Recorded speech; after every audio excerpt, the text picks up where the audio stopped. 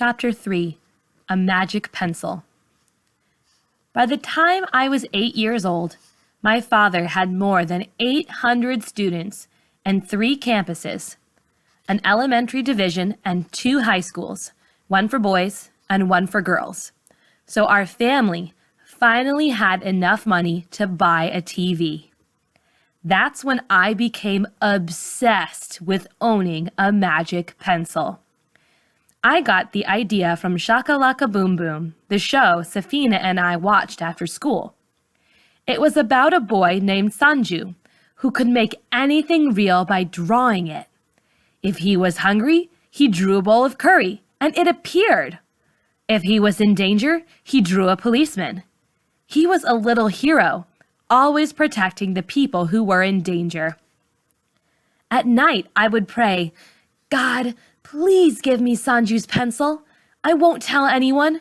Just leave it in my cupboard. I will use it to make everyone happy." As soon as I finished praying, I would check the drawer. But the pencil was never there.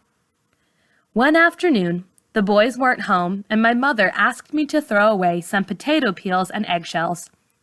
I walked to the dump, just a block or so from our house, wrinkling my nose as I got close, swatting away flies, and making sure I didn't step on anything in my nice shoes. If only I had Sanju's magic pencil, I would erase it all. The smell, the rats, the giant mountain of rotting food. As I tossed our rubbish onto the heap, I saw something move. I jumped.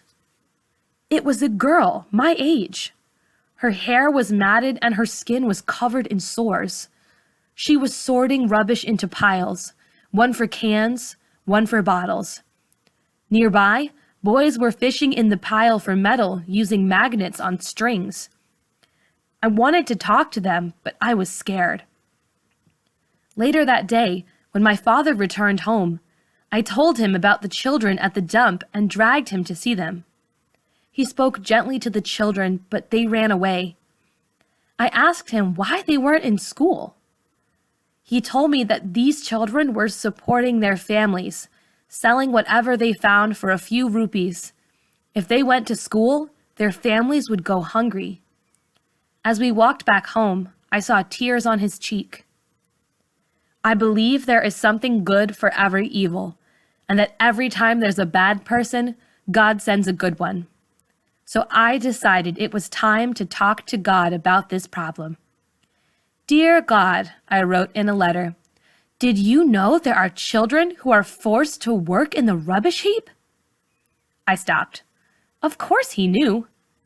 Then I realized that it was his will that I had seen them.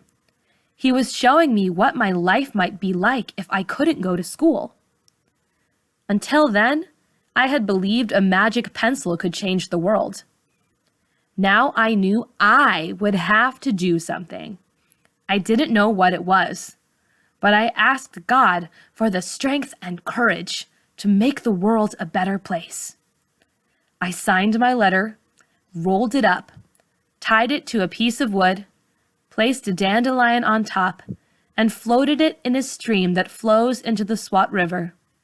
Surely God would find it there.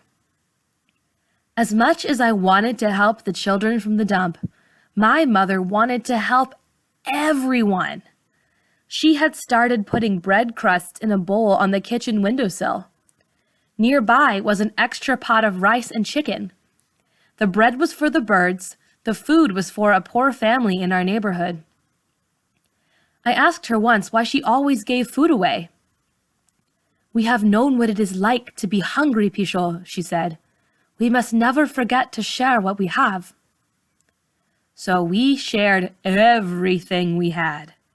We even shared our home with a family of 7 who had fallen on hard times. They were supposed to pay my father rent, but more often than not, he ended up lending them money. And although my father's school wasn't really making a profit, he gave away more than 100 free places to poor children.